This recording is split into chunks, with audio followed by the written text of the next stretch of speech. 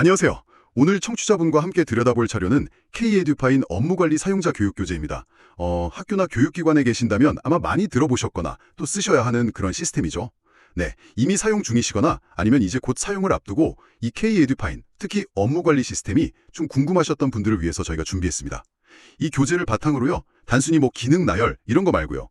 K-에듀파인 업무관리의 그 핵심 원리가 뭔지, 그리고 가장 중요하다고 할 수 있는 공문서 작성은 어떻게 접근해야 하는지, 또 놓치기 쉬운데 꼭 알아야 하는 설정이나 기능들은 뭔지 그야말로 그 정수만 딱 뽑아서 명확하게 짚어드릴게요.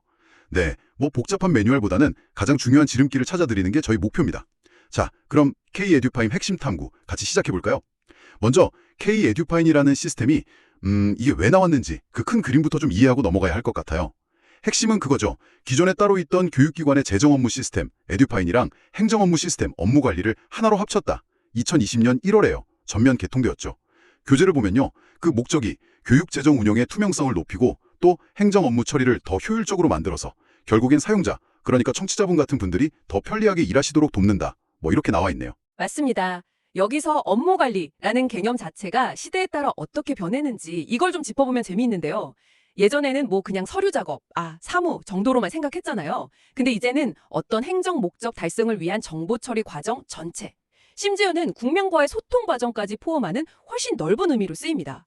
관련 법규도 그래요. 1991년에 사무관리 규정에서 시작해서 여러 번 바뀌었어요. 그래서 현재는 행정 업무의 운영 및 혁신에 관한 규정으로 발전했죠.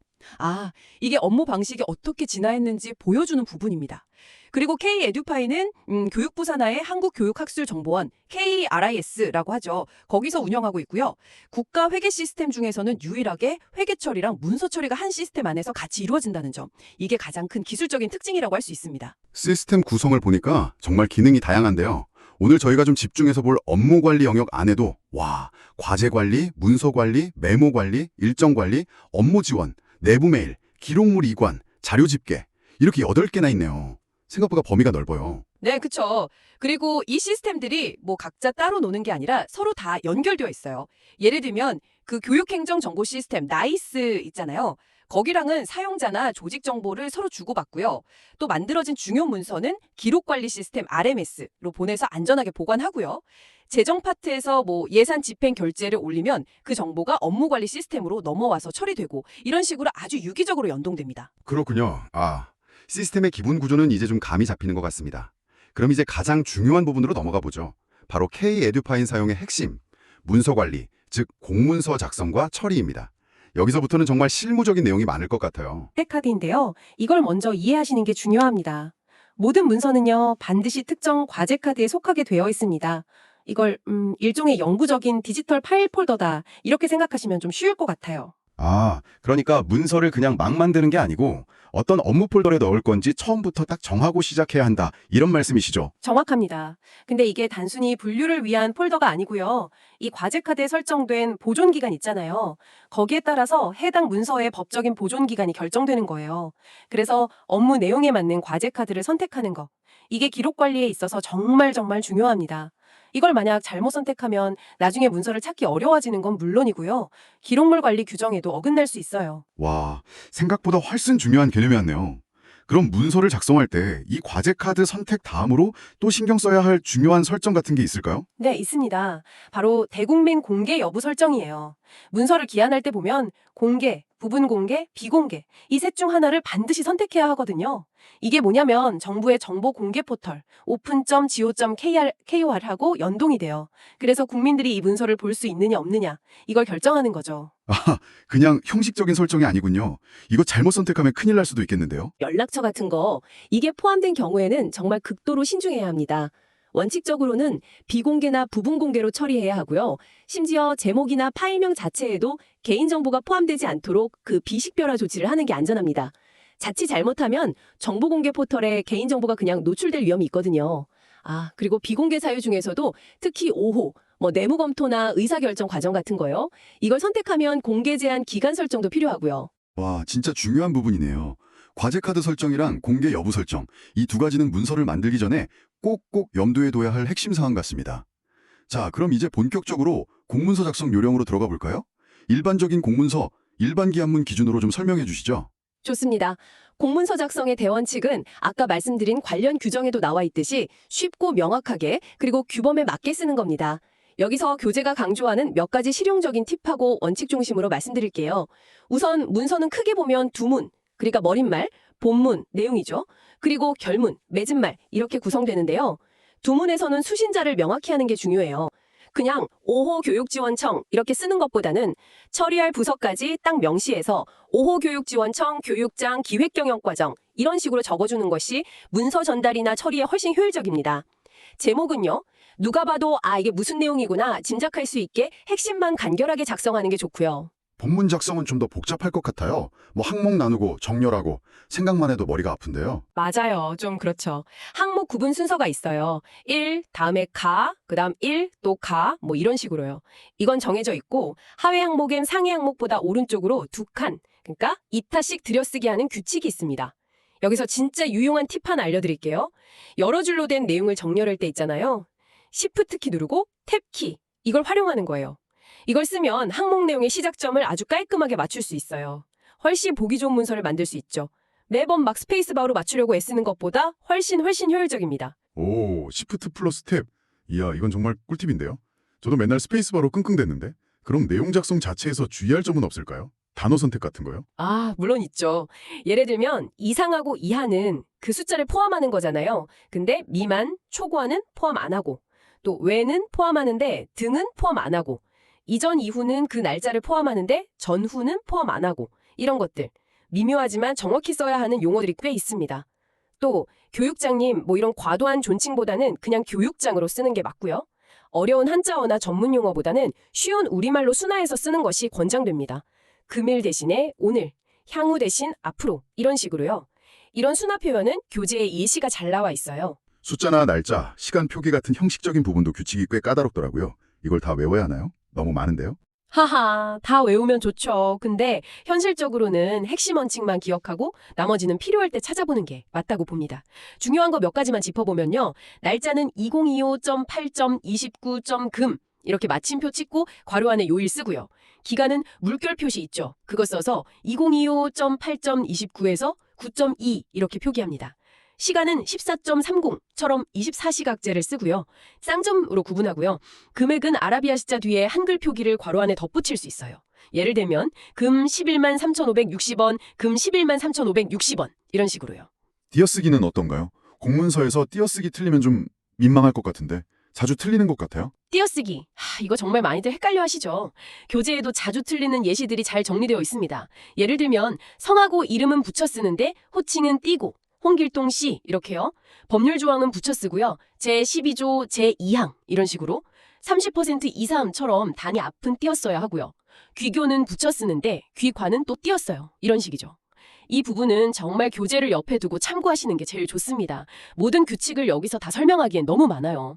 중요한 건 이런 표준화된 규칙을 따르는 것이 명확한 의사소통 그리고 문서의 어떤 공식력을 위해서 꼭 필요하다는 점입니다. 네. 세세한 규칙 하나하나보다는 그 원칙과 중요성을 이해하고 자주 쓰는 것 위주로 익히고 나머지는 참고하는 방식. 이게 좋겠네요. 마지막으로 문서 끝맺음은 어떻게 하죠? 본문 내용이 끝나면 붙임 목록을 적고요. 첨부 파일이 있으면요. 그리고 모든 내용이 다 끝나면 마지막 글자에서 두 칸, 2타 띄우고 끝 하고 마침표를 딱 찍어주면 됩니다. 아주 간단하죠? 좋습니다. 이렇게 공문서 작성의 핵심 원칙과 팁들을 짚어봤는데요. 이런 규칙들을 잘 지키는 것도 중요하지만 아무래도 K-에듀파인 시스템 자체를 잘 활용하는 것도 중요하겠죠. 시스템 사용 전에 미리 좀 준비해두면 좋은 것들이 있을까요? 그럼요. 아주 중요한 게 있죠. 바로 개인 설정 메뉴를 제대로 활용하는 겁니다. 시스템을 처음 사용하시거나 아니면 뭐 인사 이동 같은 걸로 정보가 바뀌었을 때 가장 먼저 들여다봐야 할 곳이에요. 여기서 몇 가지 핵심 기능만 좀 짚어드릴게요. 첫째가 개인정보 관리인데요. 여기서 본인 소속이나 직위 같은 거 확인하고 특히 공문서 하단 표시 항목에 있는 전화번호 있잖아요. 그거 기한할 때 필수 정보니까 꼭 정확하게 입력해야 합니다. 결제 주기명도 여기서 등록해야 결제를 올릴 수 있고요. 기본적인 정보 같지만 문서 작성이나 결제에 직접적인 영향을 주는군요. 중요하네요. 맞습니다. 둘째는 부재 정보 관리예요. 휴가나 출장 가실 때 부재 기간이랑 대리 결제자를 지정하는 기능인데 이걸 미리 설정해둬야 내가 없을 때 업무 공백이나 결제 지연을 막을 수 있습니다. 단순한 편의 기능이 아니라 원활한 업무 흐름을 위한 필수 설정이죠. 아, 그렇죠. 동료들에게 민폐 끼치지 않으려면 꼭 챙겨야겠네요. 셋째는 권한정보 조회 및 권한 신청입니다. 내가 지금 어떤 권한을 가졌는지 확인하고 또 필요한 업무 권한을 직접 신청할 수 있어요. 그냥 기다리지 마시고 필요한 권한은 미리미리 신청해 두는 게 좋겠죠. 넷째, 나의 결제선 관리. 이거 정말 유용한데요. 자주 사용하는 결제 라인을 미리 저장해 두면 기한할 때마다 일일이 지정하는 수고를 덜 수 있습니다. 기한할 때, 접수할 때 뭐 이렇게 유형별로 저장 가능하니까 아주 편리해요. 오, 결제선 저장 기능. 이거 정말 시간 절약에 큰 도움이 되겠어요. 다섯째는 개인 문서 환경 설정인데요. 여기서 접수 문서의 기본 결제 경로를 설정하거나 문서 편집기 ODT 종류를 선택하고 기본 과제 카드도 지정할 수 있습니다. 특히 그 문서 관리 카드 화면 UI 있잖아요. 그걸 가로나 크게 보기 등으로 바꾸면 가독성을 좀 높일 수 있으니까 한번 확인해 보세요. 마지막으로 개인 환경 설정에서는 메인 화면에 보이는 알림이나 정보창, 포틀렛이라고 하죠. 그걸 내가 원하는 대로 구성할 수 있습니다. 와, 개인 설정 메뉴에 생각보다 정말 중요한 기능들이 많네요. 시스템 사용 전에 시간을 좀 내서 한번 쭉 점검하고 설정해 두는 것이 필수적이겠습니다. 네, 그렇죠. K-에듀파인을 효율적으로 사용하기 위한 첫걸음이라고 할 수 있습니다. 좋습니다. 개인 설정까지 마쳤다면 이제 본격적으로 문서를 처리하는 과정을 좀 살펴볼까요? 기한, 결제, 접수, 뭐 이런 문서의 생애 주기를 한번 따라가 보죠. 기한은 아까 설명드린 대로 문서를 작성하는 단계고요. 결제는 이제 상급자가 내용을 검토하고 승인하는 과정입니다. 결제자는 내용을 승인하는 결제, 이건 좀 보완해야겠다 싶으면 돌려보내는 반려, 결정을 잠시 미루는 보류, 아예 이 문서 진행을 멈추는 중단, 뭐 이런 의사결정을 할 수 있습니다. 그럼 외부에서 온 문서는 어떻게 처리되나요? 우편으로 오거나 다른 기관에서 오거나 하는 거요. 그게 바로 접수 과정입니다. 보통 부서의 문서 담당자가 외부 문서를 시스템에 등록하고요. 내용을 보고 업무 담당자를 지정하면 해당 담당자가 문서를 처리하고 관련 과제 카드를 지정해서 마무리합니다. 여기서 중요한 점 하나는요. 예전에는 설람이라고 해서 기관장이나 부서장이 먼저 훑어보는 그런 제도가 있었는데 이게 폐지됐어요. 그래서 불필요하게 관리자를 결제 경로에 먼저 넣을 필요가 없다는 겁니다. 바로 담당자에게 전달되는 것이 원칙이죠. 아, 처리 절차가 더 간소화되었군요. 그럼 이렇게 생산되거나 접수된 문서들은 다 어디에 모이나요? 나중에 찾아보려면 어딘가에 있어야 할 텐데요. 최종적으로 결제가 완료되거나 접수가 완료된 모든 문서는 문서 등록 대장이라는 곳에 기록됩니다. 여기가 이제 공식적인 문서 보관함인 셈이죠. 여기서 문서를 검색하고 필요한 경우에 아주 제한적이긴 하지만 정보 수정이나 재발송 같은 것도 가능하고요. 특히 단연도 검색 기능이 있어서 과거 문서도 쉽게 찾아볼 수 있다는 점이 매우 유용합니다. 아까 그렇게 강조하셨던 과제카드 선택이 여기서 빛을 발하겠네요. 과제카드별로 잘 정리가 되어 있다면 문서 찾기가 훨씬 수월하겠어요. 바로 그겁니다. 과제카드 관리가 잘 되어 있어야 이 문서 등록 대장의 활용도도 확 높아지는 거죠. 네, 문서 관리 기능에 대해선 정말 자세히 알아봤습니다. 그럼 그 외에 다른 주요 기능들도 간단하게만 좀 언급해 주시면 좋을 것 같아요. 네, 몇 가지만 간단히 짚어보면요. 과제 관리는 아까 그토록 강조했던 과제 카드 자체를 생성하고 관리하는 기능이고요. 메모 관리는 구두 보고나 간단한 정보 공유 같은 걸 전자적으로 기록하면서 할 수 있는 기능입니다. 이것도 필요하면 과제 카드랑 연동해서 기록물로 남길 수도 있고요. 자료 집계는 어떤 기능인가요? 이름만 들어서는 좀 감이 안 오는데요. 이건 정형화된 서식이 아니라 특정 내용을 여러 곳에서 취합해야 할 때 아주 유용합니다. 예를 들어서 특정 행사 참여 인원을 여러 부서나 학교에서 받아야 할 때 있잖아요. 그때 여기서 서식을 만들어서 보내고 제출받은 자료를 시스템상에서 쉽게 취합하고 정리할 수 있습니다. 오, 단순 취합 업무를 효율화하는 데 큰 도움이 되겠네요. 일일이 엑셀로 취합 안 해도 되고요. 그렇죠. 그 외에 업무 지원에는 게시판이나 회의실 예약 같은 공유 기능들이 있고요. 내부 메일은 시스템 사용자 간에 이메일 주고받는 기능입니다. 서비스 공통은 주로 관리자분들이 조직이나 사용자 권한을 관리하는 메뉴고요. 네, 오늘 K-에듀파인 사용자 교재를 통해서 시스템의 전반적인 구조부터 시작해서 핵심 기능인 문서 관리, 그리고 개인 설정의 중요성까지 정말 깊이 있게 살펴봤습니다. 단순히 기능을 아는 것을 넘어서 왜 그렇게 해야 하는지, 또 어떤 점을 주의해야 하는지 그 맥락을 이해하는 데 좀 초점을 맞췄는데요. 청취자분들께도 많은 도움이 되었으면 좋겠습니다. 다시 한번 좀 강조하고 싶은 것은요. 역시 문서 작성할 때 과제 카드 선택하고 대국민 공개 여부 설정의 중요성입니다. 이 두 가지는 정말 단순한 절차가 아니고요. 기록 관리의 정확성, 그리고 정보 공개의 책임과 직결되는 부분이라는 거, 이걸 꼭 기억해 주시면 좋겠습니다. 또한 시스템 사용 전에 개인 설정을 통해서 본인에게 최적화된 환경을 만드는 것, 이게 효율적인 업무 처리의 시작이라는 점도요. 네, 오늘 K-에듀파인이라는 표준화된 전자업무 시스템의 작동 방식과 그 규칙들을 쭉 들여다봤습니다. 효율성과 투명성을 높이기 위한 시스템인 것은 분명한데요. 문득 이런 시스템 도입이 일하는 방식뿐만 아니라 조직 내 어떤 소통이나 협업의 문화에는 또 어떤 영향을 미치고 있을지 생각해 보는 것도 흥미로울 것 같다는 생각이 드네요. 전자 시스템의 편리함 속에서 혹시 우리가 놓치고 있는 미묘한 소통의 결은 없을까?